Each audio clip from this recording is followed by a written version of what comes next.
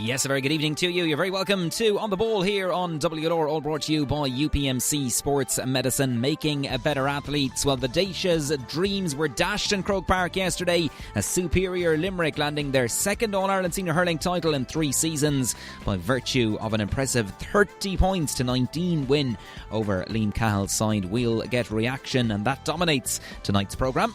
We'll also hear from the Waterford under-20 hurling boss Stephen Goff. The Daisha take on Tipperary in the provincial semi-final, eventually in Fairfield tomorrow evening. And we'll also reflect on the other sporting stories that dominated another busy weekend of action. Good evening. And Morrissey has it covered, and Limerick are All-Ireland champions for 2020. Limerick are the champions, 30 points to 19. They won it in 2018. They've won their second in 3 years. They've put back-to-back Munster, back-to-back National Leagues, and now John Kiely has won his second title in 3 years. Deservedly so. They were unbeaten all year. And Fergal, while we fought to the bitter end, Limerick were the better team by far. No question, Kieran. I'd have to say Limerick are worthy All-Ireland champions. And I know we've said it before the game, there's an argument out there that this should be the Limerick 3-in-a-row team. They've been the best team in the country over the last 3 years, and for sure they were the best team in the country this year again. I mean, they don't tend to go for goals. They tend to just work on the basis that we won't concede a goal, which they didn't again today. They don't concede when no one is going to outpoint us. And look, they won by 11 points. Little bit harsh maybe and more for the final scoreline, but there's no question they are worthy All-Ireland champions. They were the better team here today, and you have to congratulate them and take them hat off them, because if you think about it, where they came from again 4 years ago when John Kiely took over this team, I mean, they were also runs. They weren't necessarily All-Ireland contenders, but they've really turned this around. They've made the most of their resources. They've been absolutely exceptional over the last 4 years, and exceptional here again today. Yeah, really difficult day. But Limerick were really good for their victory, to be fair to them. Really powerful outfit, and we picked a bad day really to lose our bit of consistency and our choices and decisions on the ball. But I think that was mainly down to the pressure we were playing under too from the way Limerick were coming at us. So massive congratulations to Limerick. They're a really good team, and I think they would have been a real test for any opposition today. Yeah, very good evening to you. Waterford manager Liam Cahill there, and before that our own commentary team from yesterday, Kieran O'Connor and Fergal Hartley, calling the final few minutes as the Daisha dreams were dashed in Croker yesterday. The wait for Liam McCarthy goes on for the Daisha. Limerick claiming a second All-Ireland title in 3 seasons with a 30 points to 19 win over the Daisha at GA headquarters. A man of the match performance there from Garrod Hegarty. He ended with 7 points from play. Tom Morrissey then the other wing forward with 5-12 between them in a real dominant display by the Shannonsiders, who've now claimed the league, Munster and All-Ireland titles in 2020. Stephen Bennett top scored for Waterford with 10 points, 9 coming from frees. Austin Gleeson got 5, 1 sideline and a long range free, and he really took the fight to Limerick in the second half. But credit to Waterford, they died with their boots on, left everything out in the field. I think they just met a juggernaut really in Limerick yesterday, and I think if they played anyone yesterday they'd have really blown them out of the water, because their physicality, their hurling, their strength, their work rate, their energy levels are absolutely top notch, and Waterford just didn't seem to match that yesterday. But look, the journey they've been on under Liam Cahill this season and the lift they've given everyone here in the county cannot be discounted. Just came across a superior and sharper Limerick yesterday. The full-time score in Croke Park, Limerick 30 points, Waterford 19 points. And earlier this afternoon I got a chance to catch up with RTE commentator and a very happy Limerick man, Martin Kiely, to get his assessment on yesterday's action. And I first of all put it to him if yesterday's Limerick performance was one of the most complete performances he'd ever witnessed in an All-Ireland hurling final. Sure, I suppose, Gavin, it will. Look, we're very, very fortunate. We're living, I suppose, in really strange and unbelievable times from a pandemic point of view. But for Limerick hurling supporters that have battled for a very long time, look, we cried when they won it in 2018.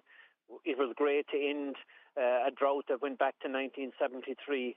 I look at it, it's hard. We're in dreamland, really, because I suppose we're seeing a bunch of players that might only ever come along once in a lifetime. I've talked to a lot of people around the country today, and they said, look, the age profile of the team is young.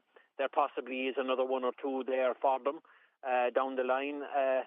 Only the players can decide that. But I suppose to answer your question, look, we're happy. We've won.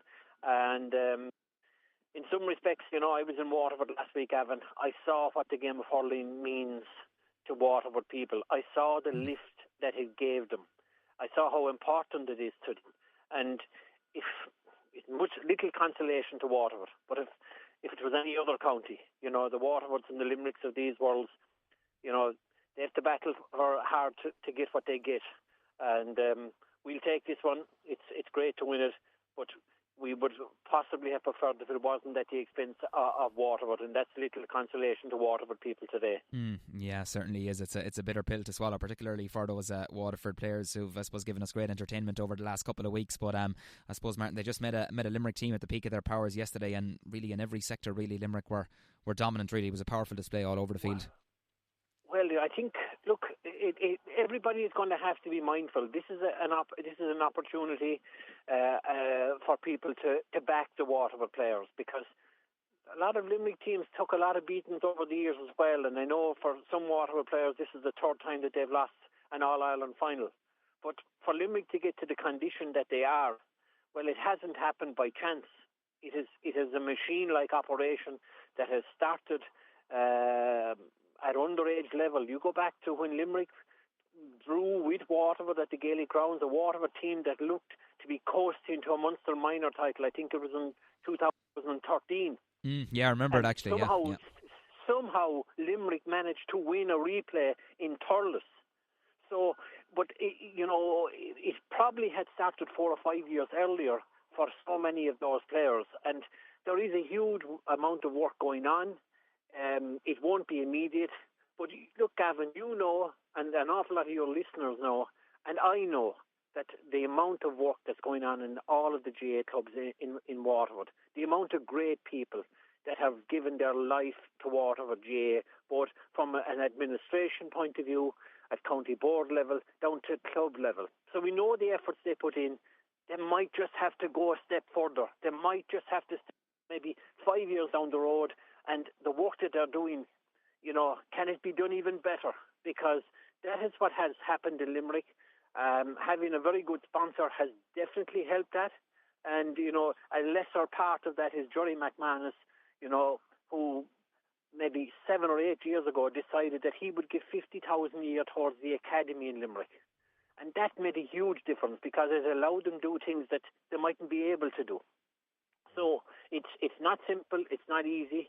And look, they're in a very good place, and it's up to themselves how far or how long they want to stay that course. Yeah, certainly so indeed. And physicality, it's been spoken about so much in the modern game. Limerick really on top in that sector yesterday, but it's not alone their physicality, Martin, from being up there myself yesterday, allied to great skill level as well. They have it really in all departments, and right from the get-go yesterday, I think it was, Limerick really brought their A game yesterday. People were saying coming into the game that they maybe hadn't set the world alight, but by God, they hit the top notes yesterday, didn't they? Yeah, well, it's one. You can build any kind of a physical player. You can put muscle on a man, dog, or horse, whichever way you like to put it. But at the end of the day, you have to have the ability to carry it and the ability to do it at speed. And if you look across, you take young players like Kyle Hayes, Tom Morrissey, Garrod Hegarty. They're machines in operation. They're seriously well fit guys. They've built up serious condition. But they also can hurl at 100 miles an hour and get the score from an impossible angle. And look, I suppose they're so well drilled, and they obviously have applied themselves incredibly. And that's not to say that Waterford haven't done the very same thing.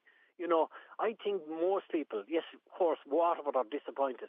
But by God, at the start of the championship, they would have taken the journey that this Waterford team and Liam Cahill, Mikey Bevins and all those lads around him, they lifted the heart and souls of Waterford people. And I saw that myself last week. I commented on it to so many people. I said I couldn't begrudge Waterford winning their All-Ireland because of what I was seeing and witnessing from people last week, Gavin, in Waterford. Yes, they're down today, and they will be down. And particularly down will be the players, because they've given a huge commitment. And look, it's hard to credit it, but we'll be back playing National League probably in 2 months. Yeah, 2021, it's only around the corner really, and I know Liam Cahill was alluding to it in his post-match piece yesterday, as honest as he was, in fairness to him, not easy to come out after an All-Ireland final, that Waterford probably needed to get a few goals, to really challenge this Limerick team, and Jack Fagan had that early chance, Martin, and had that gone into the net, you just wouldn't know what kind of a game you'd have. Look, it was an incredible chance, and it would possibly have lifted them from their boots, and you tie into that next thing you see Ty de Bourque having to go off injured, and we've seen incredible honesty from the Waterford players this year. We've seen that from the management, and we know that's what you will get from Liam Cahill. That he's a really straight, hurling man, and he's brought that to Waterford. And look, as I say, from Limerick's point of view, Gavin, it was a marvellous, marvellous day for them, particularly the players. They could enjoy it, and I suppose unlike 18, they could see the finishing line long before the game was over, and not every All-Ireland affords that, and it's a difficult day for Waterford, a great day for Limerick, and I suppose that's it, the sport all over the world. That's what happens. There'll be a winner, there'll be a loser, but sometimes it's how you come from the losing that decides your journey in the road ahead. Yeah, that's very true. And I suppose at half time, Martin, Waterford would have been reasonably pleased, just trailing by 3 points, 14 points to 11, and I know it could have been further down but for that double save by Stephen O'Keefe, but at half time there was nothing really in it. Well, there was nothing in it, and they would have gone into that dressing room saying to themselves, we're still in the game, we possibly shouldn't be in the game, but we're actually in the game. And you look at the 2 saves that Stephen O'Keefe, I've been raving about Stephen O'Keefe, a long time before now and a long time before 2020. He is an absolutely outstanding goalkeeper. If the first part of his save was good, the second part was just incredible. The reaction, the speed, and to clear it in the way that he did, almost drop shot like effort off the ground, was fantastic. So they had to be buyed up going in, but look, Limerick were like a train in the second half. Anything that they put their hand to, and it was pure, sheer, hard work. And having guys that can score from 50 and 60 yards out the field, well, then it's very hard to combat it. Yeah, it certainly is. And I suppose, you mentioned the 2 wing forwards there earlier on, Hegarty and Morrissey, 12 points in play between them. Their ability, Martin, to get up and down the field, good rangy players, and, they were just a joy to watch yesterday, really, weren't they? Well, you put into the fact that Tom Morrissey scored the first and last point. Incredible performance from him. Flanagan scored a couple of points from incredible angles right out in the corner. Gallan got one of them as well. Kyle Hayes was surging up the field. And then Garrod Hegarty, the undoubted hurler of the year for me in his performance yesterday in an All-Ireland final. He's a big man. You stand alongside Garrod Hegarty, you are looking up at him. And to be able to get down, to make it look so easy, to hit that ball off the left, which is his weaker side, from 70 yards and stroke that ball over the bar, is not easy any day, but it's definitely not easy to do at pace in an All-Ireland final. So when you have big guys like that delivering, then, across that half-forward line, we all said that if Waterford were to win the match, then their half-back line was going to have to control what happens with the Limerick half-forward line. They didn't manage to do that, and that's where the foundation for their win came. Yeah, absolutely. And you could allude. You mentioned Kyle Hayes there, and Diarmuid Burns, the other wing back. They were probably on top in that sector as well, Martin. And then it's that quality delivery ball into the inside line. Then Limerick, they won when that ball was there to be won in the rucks. They just won an awful lot of those 50-50s yesterday. Well, I suppose going into the game, Gavin, I would have said that the fear for me was that.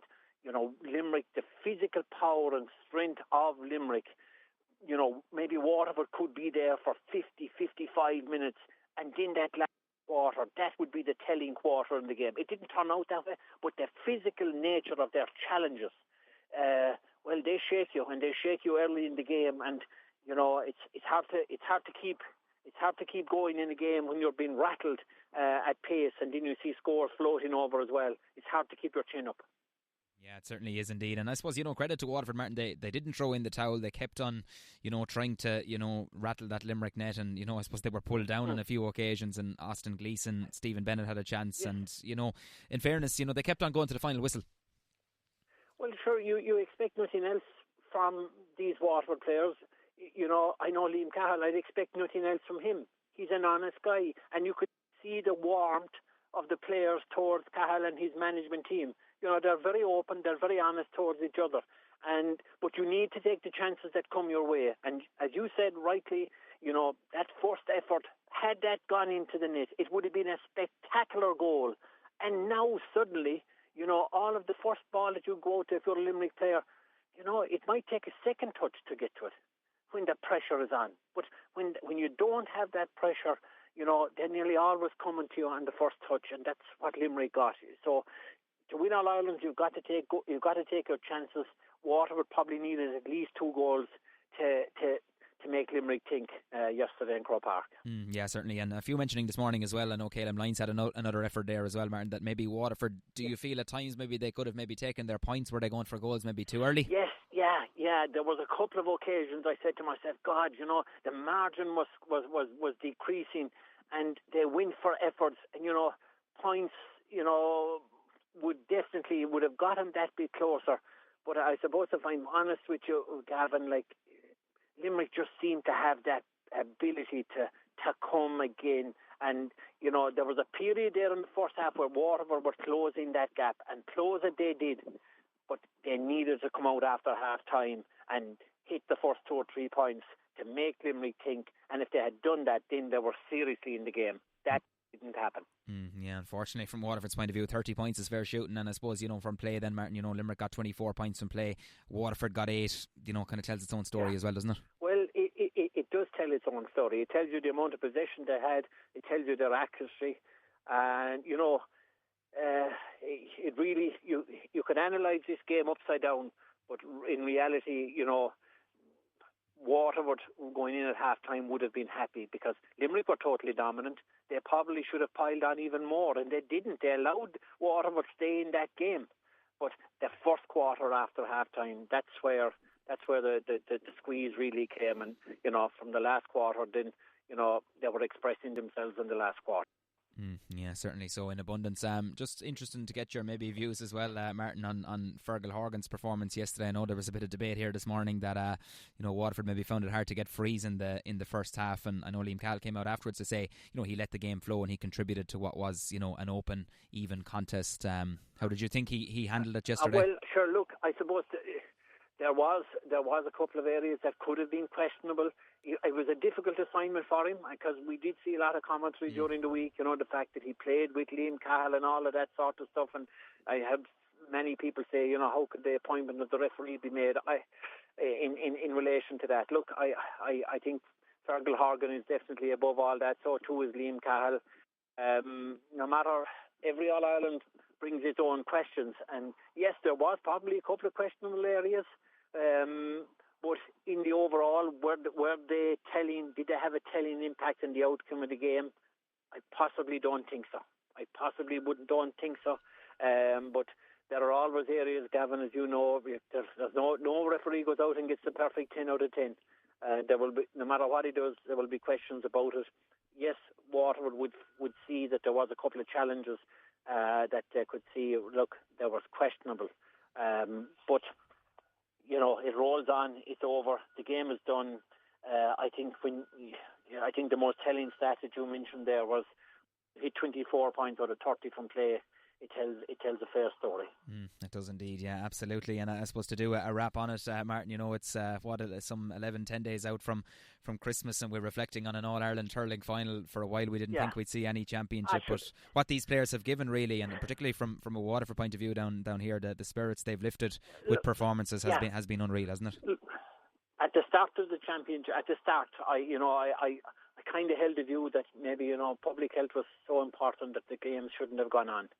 I was wrong. The games certainly have helped shorten what would have been a very, very hard winter. It has been hard enough, you know. I relate back to a story of a very elderly gentleman I met in Thurles at the first day at the start of the championship. Limerick played Clare, and I said to him, unfortunately you can't go in today. He said, all of the fragments of my life have been taken from me. I have no mass, I have no match, I have no game of 45. I drink 2 pints per week. I can't, and I haven't got those either.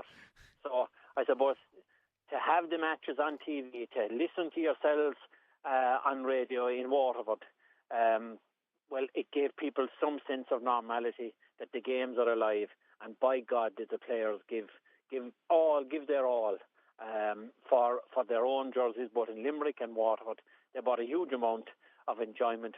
Limerick are vindicated because they won, but I think it's a time to put the arm up on the shoulder of all Waterford players, because they have given a huge amount, and I am absolutely confident now is the time to dig deep, dig really deep, because their time will come. You know, no point in saying, you know, oh, sure, they've got beaten again. Weren't they great men to get there? And if they manage to do it in this most extraordinary year, take the learnings from it and come back again. And I know that they will. I have no doubt they will indeed. Nicely summed up indeed. Martin Kiely, great to get your views as always, and appreciate everything during the year. And look, stay safe and enjoy the Christmas. Thank you, Gavin, and to all your listeners.